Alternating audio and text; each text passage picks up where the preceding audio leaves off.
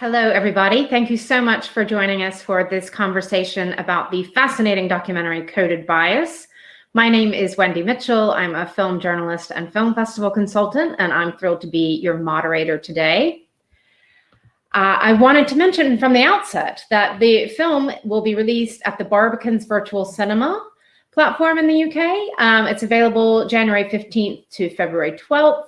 You can get more information about how to see the film at codedbias.com/virtual cinema. We have three very special guests with us today. First of all, of course, we have the film's director and producer, Shalini Kantayya. Welcome to Shalini. Thank you for making this film, a very important piece of work. And Shalini has previously directed the feature film Catching the Sun about solar power. So thanks for joining us, Shalini. We are really privileged also to have two of the interviewees, the subjects in the film. We have Silkie Carlo, who is director of Big Brother Watch, which is monitoring the trial use of facial recognition technology in the UK, being used by the UK police. And Silkie, prior to Big Brother Watch, was a senior advocacy officer at Liberty. She's also worked for Edward Snowden's Official Defense Fund and Whistleblowers at Risk. And she is the co-author of Information Security for Journalists. So welcome, Silkie. We also have, last but not least, Ravi Naik, who is the Law Society's 2018 Human Rights Lawyer of the Year. He is a multi-award winning partner with a groundbreaking practice at the forefront of data rights and technology. He's worked on the first case against Cambridge Analytica for political profiling, claims against Facebook for their data practices, many more. So we are so thrilled to have the three of you here today to talk about Coded Bias. Shalini, of course, I would love to start with you first. Just where did the germ of this idea come from? And, you know, this is a very cinematic film. So there's a way to do this that you could talk about these subjects on the news, but how did you know which subjects especially would work for a cinematic film? Well, first of all, I just want to say thank you, Wendy, and just acknowledge that we're in a moment of turmoil and that so many fragile and precious democracies are sort of struggling right now. I'm speaking, of course, here in the US. And I just want to say what an honor it is to be on the panel here with incredibly renowned human rights activists, Silkie Carlo and Ravi Naik, whose groundbreaking work has set precedents for human rights, data rights law in the US, and what an honor it is to both feature their work in the film and to actually be in their presence today on the panel and the insights that they bring. It was a privilege for me. 2 years ago, I didn't know what an algorithm was. I had no idea. Everything that I knew about artificial intelligence was sort of from the mind of Steven Spielberg or Stanley Kubrick. And I didn't know what this was. A lot of my prior films that you've talked about have to do with disruptive technologies and whether they make the world more fair or less fair, and for whom. And so I sort of stumbled upon the work of Joy Buolamwini, who's now featured in the film, and Kathy O'Neill, who's the author of a book called Weapons of Math Destruction, and sort of stumbled down the rabbit hole of all of these incredible scholars and activists who have been sounding the alarm literally for years about the dark side of these technologies that we use every day. And I just want to say that what was so astounding to me was, you know, having no prior knowledge of how AI is really being used, is that I didn't understand when I set out to make the film the way in which humans are outsourcing our decision-making to machines. And already that AI is making such intimate decisions that govern human destiny, like who gets hired, who gets healthcare, who gets undue police scrutiny.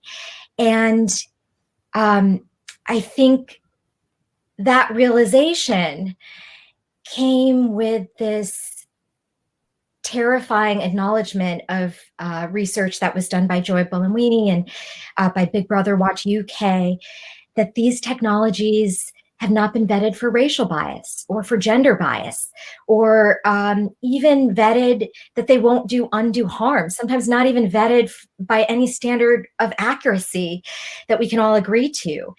And so what I saw before me, sort of in the making of this film, was the fact that this is the place where civil rights and democracy, where the battles for civil rights and democracy will go down in the 21st century. And what I learned is that there is this educational gap where people don't understand the systems that we interact with every day, the information that we're served on Google. People just take that to believe like this is fact. This is actually like indisputable fact. It's like an encyclopedia, and it isn't. And I think in this making of this film, I began to question what Cathy O'Neil calls the blind faith in big data, and sort of began to look to people like Silkie Carlo and Ravi Naik, who are leading the way towards more humane and ethical uses of the technologies that will really define what our societies look like in the future. And I think it's so important that your film, you could have made a terrifying film about just what's going on in the US, but this is a global topic. So I'm just curious, how you wanted to make it more global, and that it was important to you that it wasn't just US centric. We've got your experts and some of the UK experts here. You also shot in China. So why is that important to tell a global story? Well, I think that what I sought to do was tell a character-driven story, a cinematic story. I think that people respond to the film because they get to follow people like Joy and Cathy and Silkie on a journey. And I always try to invest in characters that are on a journey to make change and sort of have high stakes in the matter. And we see the high stakes. For me, I'm definitely a global citizen. I sort of have grown up between cultures, and it tends to be the way I think. But also, when I started to explore data rights, I started to understand that there were these different approaches to data rights. And you see in the film this sort of Black Mirror episode inside of the documentary, which is the way China is using facial recognition combined with a social credit score, and the unfettered access that they have to people's data, and how that could be used with the authoritarian regime, sort of in tandem. And sort of putting that against, countries in the UK that have some data rights protection. As Ravi says, we're a civilized society here. We have some data rights protections here, but yet don't have that need to strengthen their protections. And seeing, moments in the film where you see that line being crossed. You literally see the line being like, oh, this is the moment where civil rights is being impeded on by technology. And I think juxtaposing those two contexts to the United States, where we're living in a wild, wild west, where in spite of us being home to these companies like Google, like Facebook, like Amazon, that we literally have no data rights protections. And I think seeing those different approaches to data rights, to me, was really important for people to see. And just for me as an audience member, that really helped me understand the big picture of all this.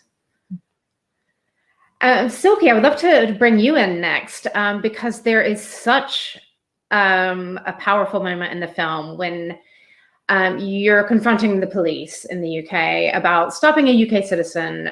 He's hiding his face when they're using facial recognition. And, I'm an American. I've lived in the UK for 15 years. I was shocked watching this. And I was also shocked that I didn't know about this already. So glad that this film was made to tell us about this. Can you tell us more about, that moment in the film? Does that represent the kind of work that Big Brother Watch is doing? I think it's a really powerful moment in the film, because I think it's one that a lot of people can relate to, and you're seeing a very ordinary person going about his business, who just has a kind of gut reaction to what the police are doing. Someone who, I mean, bearing in mind at this point in time, no one was really aware that police were using facial recognition. So here's someone who had never really thought about facial recognition before, wasn't aware that police were using it, and simply saw that there was signs saying facial recognition is in use, and just had a very instinctive reaction, a very kind of small act of resistance, if you like, to cover his face from scanned by the police. And I think the police reaction is quite telling as well, where they then follow him and physically assaulted him, grabbed him from behind, and ultimately fined him as well for swearing. And it's that kind of imbalance of power between the citizen and authorities that's so gut-wrenching to see, and I think is really exacerbated by technologies like these. And it's something that we've seen a lot we have observed police using facial recognition for a number of years when they were trialing it. I'm glad to say we're in a better place now, but we were seeing that this isn't only about how machine surveillance impacts on citizens and all of the wider social impact of that, but also how it further imbalances the relationship between citizens and the police, and it further emboldens police to treat people with more suspicion and act in a more authoritarian way, which, especially at a moment where in the West we are having a conversation about the relationship between police and citizens and what policing should look like, pertinent that we should think about how some of these new technologies that can fundamentally reshape society, they can fundamentally reshape policing as well, and it's sort of for us to grapple with that. Yeah, thank you. And what is the status right now? Are police still trialing this in the UK, or has there been any sort of movement on this? I think we're in a relatively good place, actually. I think the strength of the campaign against facial recognition has been huge. There has also been a successful case brought in Wales against the police use of facial recognition, because they hadn't properly considered the fact that technology is so well known to have problems misidentifying women and people of colour, so there were very well documented issues with police use of facial recognition and accuracy. And we showed that through our request, which is shown in the film, our investigation found that well over 90% of the police's matches are actually misidentifying innocent members of the public. Actually, facial recognition hasn't been used in the UK for almost a year now by the police, but we were also investigating use in the private sector, and we've tackled almost all of those, except just about a month ago we found out that a supermarket chain has started using facial recognition. Now, to some degree, I mean, this actually raises a whole new set of concerns, because it's kind of like the birth of technology-enabled privatized policing. So you've got people who have not been given due process, people who are suspected, who are captured through CCTV, put into watch lists that they don't even know about, that they can't see, they can't challenge, and then they can be effectively blacklisted from a chain of supermarkets, a chain of shops and retailers in a whole area, despite the fact they haven't been convicted of anything. And the other thing is that actually some people will have spent convictions, but then will find themselves again kind of technologically blacklisted from society thanks to facial recognition. So that's something that we're actually publishing a campaign about today, and asking people, and already thousands of people have emailed it's the co-op supermarkets to say that they won't shop there anymore and that they don't want this to be used. Right, so that's the main campaign that you're running right now, is the co-op using, against the co-op using this facial recognition. yeah, it's kind of like a whack-a-mole situation. But I mean, also bearing in mind that this technology could go anywhere, and I think that's why this film is so timely. You know, we in the midst of a pandemic where the British government has abandoned democratic norms and the rule of law. You've got China, which is practicing ethnic cleansing and, on some accounts, genocide. You've got the United States, where democracy is on fire. I mean, technologies like this, especially in times of emergency, in times of authoritarian landslides, can be used in ways that are despotic, that are that present a real challenge to people's human rights and to people's lives. And so, you know, we have grave concerns about the direction in which facial recognition could go, and the kind of uses that government might try to find for it. So we have to be extremely reactive and observant about that.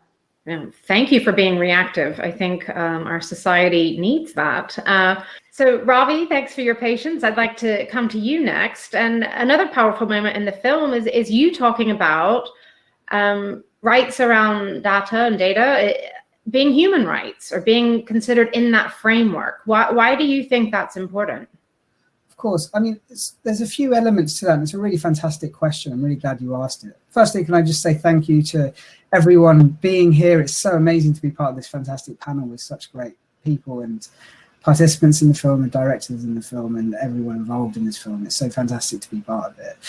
This question about data rights being human rights and to be considered through the human rights framework, I think, to me, is really important. It's not just something I think, it is enshrined in the legal framework in the European Union. The European Charter of Human Rights has a self-contained right to the protection of your personal data. And when I've started to think about this in a lot more detail as my career's progressed in this space, I think it's very easy to say to people, well, this is about privacy and trying to preserve your privacy. And I think that's actually the wrong dynamic to think about this. Human rights go beyond just privacy. As I say, the human rights framework establishes a right to data protection. When you start to think about what human rights are on their most basic terms, it's not about privacy. This is not just about your protection of data. This is about power. It's about allowing individuals to have a say as to how their information is used and how their information may be used against them. And you can extrapolate that same idea out to developing technology, the way that we have rights over how an entity has control over other human rights elements and over the way we live our lives. So facial recognition technology is a really good example of how you have to think about it through a panopticon of rights. You have to think you have a right over to how your data is used, but also it impacts on various other different rights. And the way technology is developing, it impacts on a whole host of human rights and human rights considerations. And being able to push back against the encroachment of that technology on the way our lives are led, and the social contract between us and the way we live our lives and those that control that technology is really important. The most powerful framework we have to control that technology and those developing use of technology in our lives is the human rights framework, because human rights are inalienable and they allow us to try to redress that power dynamic. And those that have power need to ensure that there is accountability over how they use that power. Yeah, thank you so much for explaining that. And you know, I think you talk in the film also about GDPR, which I think most people think of as a good thing, and it's giving us some protections. But is GDPR doing enough to protect UK citizens? So again, a really good question. So there's a few things to consider here. Data protection is not a new design at all. It didn't come in from the GDPR. It's decades old, and it's a developing legal framework. And because it's developing, it's going to take a while for it to be fully felt. But really, I think, as opposed to a legal deficit, I think we have an enforcement deficit. I think on the one hand, you have those that are empowered to protect our rights. The supervisory authorities maybe being slower to act than maybe we would like. On the other hand, I think you have maybe a misunderstanding as to what data protection rights are. Individuals may be seeing it in their day-to-day work as maybe a compliance exercise, that I've ticked a box, I've done the GDPR compliance. When you start to think about this as a human rights framework and to say, this allows me to have some control over the way big technology is influencing my life. When people start to realize that I think this film really demonstrates why we should be worried about, and hopefully will empower people to start to worry about that. That's when we'll see a sea change. That will be the watershed moment when people say these rights are real rights, and people start to stand behind those rights. Because unless people stand by their rights, rights are hollow. People have to say, this is my right and this is how it works, and I'm going to stand up for those rights. Now we're starting to see people standing up for those rights and what that will mean in practice. And I think that will lead to a sea change in the way technology is developed and deployed against us. Great. Is it any special concern about data rights? I hate to use the B word, but I have to, Brexit. Is this going to have an impact on data rights in the UK? It's a fantastic question. We are in the midst of Brexit. It's just, we're just here. We'll yet see what it means. We've been told by the government that we're going to have the same equivalence of the GDPR in our legal regime, but there are cause for concern. Our trade deals include the diminution of our rights. The potential trade deals with the US potentially will involve a diminution of our rights. It's very hard to see where we might go with Brexit in the future and what it might mean as a global country beyond the EU. I am concerned as to what it might mean as a standalone country. Our individual act that looks to protect our rights, the Data Protection Act, is not the same as what the GDPR requires. It's definitely less. We have a very intrusive surveillance regime, which probably doesn't allow for the full protection of data rights. I am worried about the consequence of Brexit because I think one of the main things that is seen as red tape that's consequential for the way we live our lives and what we do is the limits that data protection puts on what government can do with data. And fantastic organizations like Big Brother Watch are using those laws to stand up for all of our rights against the government. And films like Shalini's is really showing why those cases are really important. And I think the government might try to curtail those rights in their sea change towards a new future. That future might not be brighter. I'd say will be more impoverished if our data rights are diminished. Wow. And Shalini, I think you've mentioned there is no framework in the UK in the US yet. Do we know if the lobbying is happening? Is the Biden administration, which I'm happy to say will be in power, do you have any indication that they might be interested in legislation about this? Oh, yes, actually, I do think the new administration, I can say that there's an outtake from the film where Joy actually meets with now Vice President-elect Kamala Harris that never is on the cutting room floor of coded bias. So I know that this is something that the Vice President is definitely interested in and that the government is starting to pay attention to. And not just government, but I think technology companies are now realizing what the full scope of what their unintended consequences could be. But I have to say that people always ask me, sort of what is the future of data rights in the US? And I always say, we don't know, that's up to us. I just want to say, when people ask me if everyday people can make a difference, I would look at the work of Silkie Carlo and Big Brother Watch. The fact that she is now saying like, oh, this isn't a problem, that police are using this, is sort of a direct result of her dedication and her work on an issue that seemed like the inevitable future, which is the real-time use of facial recognition by law enforcement in the UK. And I think that her organization, which is observing police use of facial recognition, I want to say how brave and bold those actions were. That the moments that I capture of Big Brother Watch monitoring the police literally could not be captured in the US because we don't have the data rights protections that would allow that process to be transparent to us. So democracies are all over the world are grateful for this kind of work that is both monitoring how accurate this work is, monitoring how these systems get deployed. But the truth is that we need some laws in place. It's like what Silkie was saying about this game of whack-a-mole, right? Like if we don't have some legislation that really gives us protections of human rights, and human rights being this idea that just by way of being human, we have inherent value. And how do we build systems of technology that actually acknowledge the inherent value of every human being? And I think what Ravi was saying, I really didn't get, when I was making this film, the word privacy. I think there's something that I associate with property rights or something, and it seems sort of very in a galaxy far, far away from me. It seems like a nice to have. I think the word that rings true for me is invasive surveillance, and the ways in which communities are, and often communities of color, are disproportionately subjected to invasive surveillance. And like what Ravi was saying, I don't think I understood when I started to make this film the kinds of complete profiles that can be built about us based on our online presence.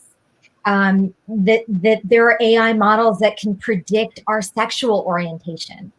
There are AI, and like Zainab says, it can be dangerous if it's right, and it can be dangerous if it's a little wrong.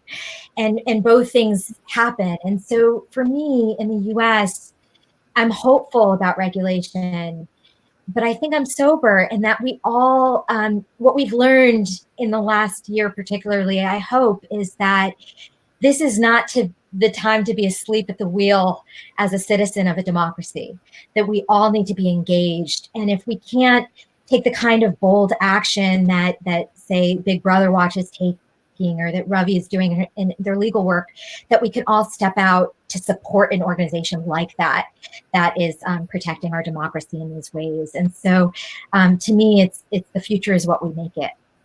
Well, yes, very true. For any of you, I'm wondering why isn't this on the front page of every newspaper? Why do you think the public is not more outraged about the way some of this technology is being used, about the biases in some of this technology?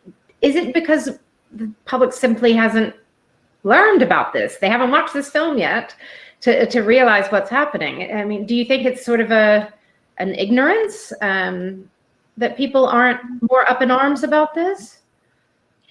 Well, just to chime in, what I will say is that I couldn't talk to people at parties for 2 years because I was too worried they would ask me what film I was making. It was so hard to communicate. I would sort of scratch my head and say like, well, making a film about how robots can be racist and sexist and replicate human bias. And I would watch people's eyes glaze over. And I think what I hope this film will be is sort of an inconvenient truth for algorithmic justice and help translate some of the issues. I think they're really hard to understand. And many of the grassroots activists that are featured in the film talk about how afraid they were to question these systems because there was such a big knowledge gap. Yeah, Ravi, did you want to comment on that? Yeah, I mean, it's such a great question. I think on the one hand, I would say actually that maybe it is front page news at the moment. I think the power of Facebook and Twitter is now being put into very, very stark relief. And that's one really stark illustration of that power that these companies have that seems unaccountable and seems unchecked and resting in very few hands. But I think this also speaks to something wider, that actually technology is everything. Technology touches on so much of our lives.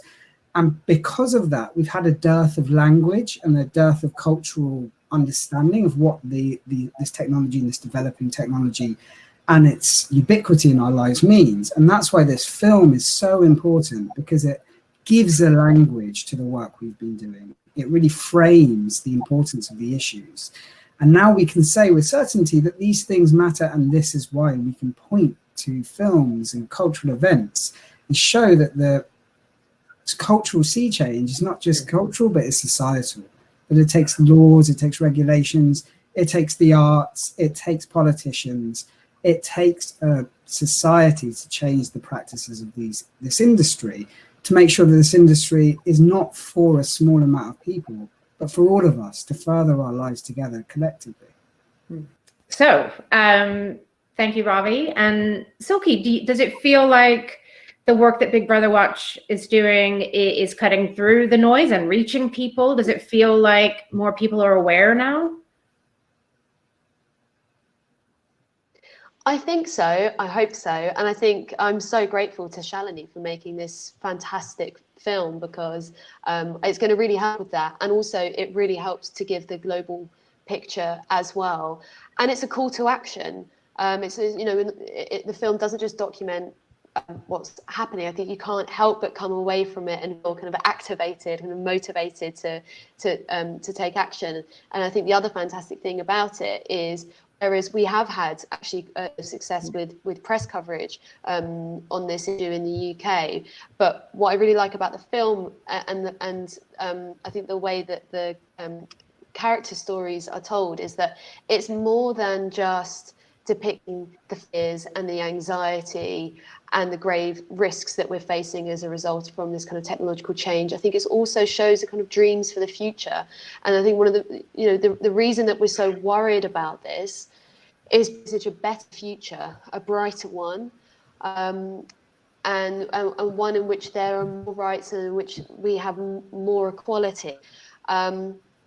And I think that's really important. I think, unfortunately, there are behind a lot of this technological development. It's not just we're not just looking at editable product development, like this kind of straight line of technological progress that makes us arrive at live facial recognition surveillance. There is a complete ideology embedded within it. And this kind of future view about a surveillance nightmare in which we live and in which few people have more power and profit. And I think kinds of ideas that are at play as well that we fundamentally reject. But yeah, I think there is more awareness now in the UK about facial recognition. And in fact, we have actually been headline news during the course of making this film. We on one day we were the top item on BBC News, which was just like mind-blowing. But what's even more blowing about it is that politicians still haven't taken action. So I think that's the problem, is the democratic chasm around this, that brand policy is far behind technology and far people's concerns and also desires about the kind of world in which we want to live with all of this technological advancement. Oh, sorry. I was just going to follow up on one thing Silkie said, that it actually seems like there's surprisingly a bigger shift in the US against facial recognition technology than there is here. There is bans and moratoriums and all sorts in different countries, which seems amazing. And a testament to the work Shalini and those my other guests in the films, or interviewees in the film, I should say. Yeah. Absolutely. Just to chime in for people who might have missed it, I mean, we had a sea change that we never thought possible with the biggest multinationals in the world, IBM, Microsoft, and Amazon, all changing their policy towards their sale of facial recognition to law enforcement. In June of 2020, IBM said they were getting out of the facial recognition game. They would not research it, deploy it, anything with it. Microsoft said that they would stop sale of facial recognition to law enforcement. And Amazon said they would take a 1-year pause on its sale of facial recognition to law enforcement. And this was sea change that we never thought possible. If you told me in the making of this film that big tech by their own volition would stop sale of facial recognition to law enforcement, I would have never believed you. But that happened both because of the brave scientists in the film, people like Joy Buolamwini, Timnit Gebru, and Deborah Raji, who not only have on their side the scientific method, the power of having their results replicatable that proving that facial recognition is racially biased. And them being the kind of scientists who would speak truth to power regardless of corporate interest, who were that brave. And that came sort of in tandem with the largest movement for civil rights and equality that we've literally seen in 50 years, when peaceful protests took the streets of the US and all over the world for George Floyd. And I think what happened there is that engaged citizens started to make the connection between racially biased surveillance technology and the inherent value of Black life and the damage that these technologies, the disparate impact of these technologies to people of color. And so I think those things together really made me feel that we have a moonshot moment with ethics in big tech. That sort of sea change that we never expected made me feel like the cement is still wet in the technologies of the future, and we still have power to sort of encode our democratic ideals into these technologies, and that's what I hope we'll do. I mean, Shalini, you mentioned equality being very important to this film and this topic. But it's also something I noticed as an audience member viewing the film. Usually films about technology, we see a lot of white guys talking as tech experts. And I found it so refreshing to see so many women, people of color. How was that something that you knew you wanted to try to achieve, some sort of gender parity in your interviewees, or did that happen really organically as you were making the film? Well, I have to say that I didn't realize what a revolutionary act it would be to just sort of feature or center the voices of women and people of color in the film. They're half the genius of the population. Women are not minorities. And my gender ratios are about the same as every tech movie you've seen. They've just switched. But I will say that I didn't set out to make a film that was predominantly about women or people of color, although I am a director who thinks really consciously about whose voices I elevate and as experts and thought leaders in the film. That is something that I do pay a lot of attention to as a director. But actually, it was the research itself that sort of kept bringing me back to all these brilliant and badass women and predominantly women of color. And I think it's because it's actually women, people of color, LGBTQ that have been leading the fight for ethics in technology for a long time. And now that the film, there was a moment in the making of the film where I sat back and I was like, oh, it's mostly women. Does that mean it's a woman's film? And I decided it wasn't. We sit through so many technology films that are all male, but we don't say, oh, it's a male film. Right? It's just who they've sort of predominantly featured. And so what I'm sort of proud of is that I've now sort of leaned into it. And now I've had hundreds of conversations with people all over the world about artificial intelligence that are predominantly led by women and people of color. And that is something I am so proud of, because that in itself has recentered this conversation. And I hope it's something that the film will continue to do. I think another great... Oh, sorry, Silkie. If I can just chime in, just one thing that I have reflected on about that. I mean, I have to say, first of all, watching it was so refreshing, and I almost hadn't clocked why watching it felt different until I just acknowledged that I'm watching really inspiring women. Kathy and Joy are like heroes to me, and it really feels different to watch, but also I've reflected on the fact that the way that division of labour has landed in terms of gender.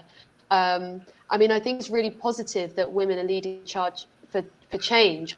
Also, what we're seeing is that we've got men who are making the tools and making the money, and women who are kind of doing this like domestic work of cleaning up the mess afterwards. And trying to mop up problems that have been created by others, and I think that's a problem. And I hope that part of what's happening around wider acknowledgement around rights are enabled by technologies is that law and ethics and visions for the future of humanity can be embedded at an earlier stage in product development, and we can find a way for that not to be too corporatized. Unfortunately, I think the story of Timnit doesn't necessarily bear out that that's going to go particularly well, which is a difference. I really, I think that that's really important, because being in a situation where it's down to activists, and often grassroots activists, to be then in this kind of David and Goliath fight and trying to, after the horse bolted, bring back technologies that are very dangerous to communities. This is not a satisfactory position for us to be in. I just want to add one thing to that. As a sci-fi sort of fan and fanatic, I learned that there was always this dialogue between science fiction filmmakers, science fiction writers and thinkers and dreamers, and the actual developers of AI. Marvin Minsky at MIT, who ran the AI lab, was one of the designers of HAL, Stanley Kubrick, Arthur C. Clarke's work of fiction. So I feel that it's what has happened, I think, with AI and with these technologies is a stunning lack of imagination about how these technologies can be used and deployed, because they've been created by such a small elite group of people. And what I hope Coded Bias does is sort of show that there is half the genius of the population that has been missing from the conversation. And it's my hope that that we will change the way we imagine AI, what AI can be in the future, that our collective imagination also changes. Yeah, I'm really glad you said that, because I was interested when Silkie said before, the film is not just doom and gloom. I think I would love to hear from all of you. Obviously there are going to be benefits from AI that can help society. So are you hopeful for the future of some of these technologies, that they can help us rather than hurt us? Ravi, do you want to start? Yeah, I'd be happy to. I think everyone involved in this space is very aware of the benefits, the great benefits that technology has brought to all of our lives. The fact that we're having this conversation over technology is just one example of the way we're all leading our lives. Sorry. But I think the thing that's important to put into this is that rights become part of innovation, not in the way of innovation, but that data protection, privacy, human rights respect becomes embedded in and by default as part of the design of technology. I think once we have that conversation, and once technology is created with a view to protecting rights by default, we'll all be in a much better place. Because I think the problem we have now, and it's really crystallized by this film, is the lack of accountability and oversight over how this technology is used, and the democratic involvement of the society that technology is impacting. And I think without films like this, we will not see that change. So I'm really pleased this film's out there. I'm really pleased to be part of it. And I'm really pleased that actually this conversation is changing in real time. It's a real societal moment that we should all be proud of, and we should want to be furthering. Yeah. And Silkie, are you hopeful for the future about some of these technologies and how they can be used? I don't know whether to answer this honestly or optimistically. What I'm hopeful about is that there are activists and campaigners and lawyers and filmmakers like those who are involved with this and who are depicted in the film, and that what I'm hopeful about is that there is an imagination for a better future. Nothing's predetermined in life, and so we are where we are now on the precipice of the greatest change that I think human society has seen. I think even the Industrial Revolution. We don't know what tomorrow holds, but it's a way. We have to be vigilant. We have to be active, and this is a time of huge change. And I hope that the advocacy around this and the film itself will encourage people to not have a view that there is this just kind of inevitable development of surveillance technology in this inevitable direction for the future. It's all to play for. Joy has shown that. The amazing campaign in America has shown that. And I hope that our campaign in the UK has shown that as well, that there is an opportunity for change and it's all to play for. And the more active we are, and I have to say, actually, even if it means just having a view and expressing a view, but what the police always tell us and what politicians always tell us is people don't care. And that's an extremely depressing place to be in a democracy on the precipice of this huge change. And I don't believe that it's true. So I'm hopeful about the potential to have a brighter future, but I have to say the forces that we're up against are extraordinary and huge and extremely powerful. There's no financial interests in protecting human rights, and also because of all the states of exception that I mentioned, the pandemic, the democratic failures, and so on.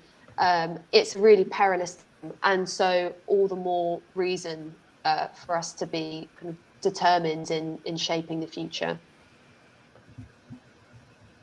Great. And I think one thing that's so important about a film like this is that it doesn't just bombard you with facts and figures. I mean, you learn a lot, but it's a very entertaining watch. So Shalini, congratulations for making this film entertaining. You know, it's not a dirty word. And I'm just wondering, you know, obviously that was a bit about choosing the right characters, you know, who are your subjects, and it's going to be character driven. But can you talk just a little bit about the craft of the film? Because you've got sort of animation and graphics and just a real sense of pacing. And yeah, how did you make the film cinematic? It was so challenging. I will say that. I think that, for one, I think this is one of the smartest group of human beings I've ever spoken to in my life. I think there's 7 PhDs in the film. And trying to get their lifetime research into like a 3-minute soundbite that you can sort of digest. And also to sort of connect that to why it matters. I think that the film both tries to disseminate science. I'm really proud of the science communication in the film, and it uses the language of science fiction, which is sort of my love and fascination and sort of the playground of ideas I like to play in the most is sort of this near future imagination, which AI sort of lends itself naturally. So you see me sort of pulling from traditional science fiction to create a visual language to understand AI in the now. And I think that the other thing that I'm proud of is that it just doesn't feature researchers and MIT data scientists, but it also features real life people who have been harmed by AI. A school teacher who was like best teacher of the year 10 years in a row. You literally can't be around this teacher without knowing that he is a person of great honor and an asset to students everywhere. Literally, he would move me to tears just by him talking about his commitment to his students. And he was arbitrarily rated by this algorithm as a bad teacher and spent years fighting it and ultimately won. And I think those kinds of stories, or Trinae Moran, who didn't know what biometric data was, never heard the word, but yet her landlord tried to sort of get it through as a way. Can you imagine having to subject yourself to facial recognition just to get into your building? And it wasn't happening to the same landlord's buildings in Manhattan. They were choosing a community in Brooklyn where they thought people would not fight for their rights. And not only did Trinae sort of organize her neighbors, but she also helped inspire the first legislation to protect other residents against invasive surveillance. And so to me, I feel like, the way of making it somatic was like giving that sci-fi language, but also showing these emotional stories of people that you really care about, and that emotionally move you. And you realize that This could be you. This could be any one of us who's, the predatory target of an algorithm, whether it be by unintended or nefarious intent.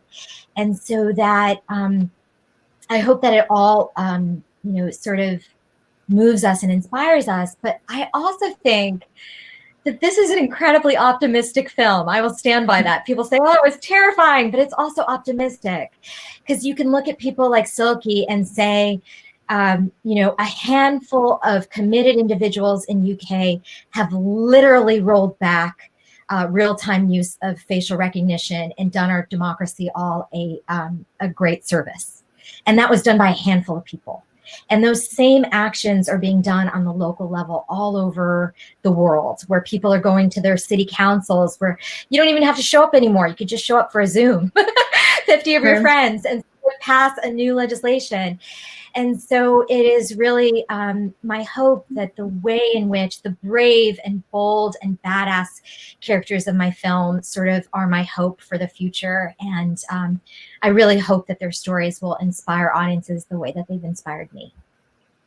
Yeah, I think audiences already are inspired. I was curious to start to wrap up, just if people are inspired by watching this film, I think they will be, or more knowledgeable, and want to do something to make a difference, what can they do? Silkie, how can people find out more about Big Brother Watch, or how do you hope people can get involved? Yes, I hope people will have a look at our website. We have a whole campaign page on facial recognition. We have a facial recognition fund. We have campaign materials. We've just posted our leaflet about the co-op surveilling on people, so I hope those end up being distributed. Sign up to our email list or join us and follow work, because this is the practice of defending human rights is it requires eternal vigilance, and unfortunately, even though we've had a rollback this year, it won't go away. So, I hope that on those times where we were filming the observations we were doing, and we've done countless observations, spending like 10, 12 hours in freezing temperatures, just standing this all technology being used, it's like 3 or 4 of us. I hope next time it might be 10 or 15 or 20 or more people who will join us in protest against what happens. So yeah, there will be, unfortunately, I think, plenty more work to do on this going ahead. And Ravi, for you, if people are feeling passionate, are there groups you recommend, or what can ordinary people do? Of course, I think a basic message to take away from this film and the work that everyone here is involved in is that we have a choice. The way this technology is being deployed is by design. It's not inevitable. And I would really encourage people to take this opportunity to say, I have rights and I will stand by those rights. In January this year, we started my own law firm. It's called AWO. It's specifically to help and support protecting data rights and to further data rights. We're doing a lot of work in this space. So I ask people to look out for AWO and the work we're doing, but also really do support organizations like Big Brother Watch. These are the people that are actually standing up for our rights every day. Without the work that fantastic organizations like Silkie's are doing, we wouldn't have rights to speak of. So it's really support the groups that are doing this, but also stand up for your own rights. Don't just take computer says no as an answer. Ask why. You've got a right to an explanation. Ask why your information is being collected. Start to understand how the internet operates. Surveillance technology, what is it? Try to opt out where you can. And I think Shalini said at the start of this panel discussion that education is really key to this, and people starting to have an opportunity to educate themselves, understanding the cost of technology and how they can really assess what they're giving away as part of that is really important. So I think coming back to that word, we have a choice. We have a right to say, to pledge your stake in society in the way you have a relationship with those that wield power over you. So stand by your rights, start to make that choice real. Great advice. And Shalini, I know the codedbias.com website has more information. Is that right? Absolutely. Well, first of all, I'm so grateful to finally be able to share this with UK audiences through our UK virtual cinema premiere at Barbican Cinemas, where you can go to Barbican's website and literally support a local theater and the film and stream it from the safety of your home. So I'm so grateful to finally be able to share it in the UK. And, you know, I made this film because I hope it will raise education, and that in 75 minutes, it will change your worldview about how these technologies work. So I hope that you'll go to the Coded Bias website. You can host a screening through Women Make Movies.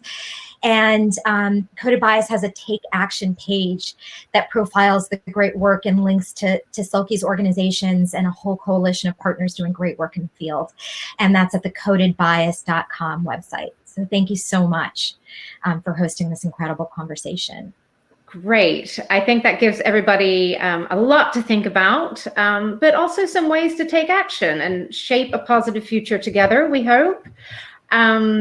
I wanted to thank you all for, Shalini, for making this film. Like I said, it's really opened my eyes, but it's also, you know, a very entertaining watch as well. Just a fascinating film with some fascinating people. I'm so grateful to be able to talk to you all tonight, to Shalini, to Ravi, to Silkie. So I really wanted to thank you all for spending time with us, telling us more about the film and these topics. Yeah, we have a lot to digest, but I hope you all stay well, keep your data safe, and tell your friends about Coded Bias.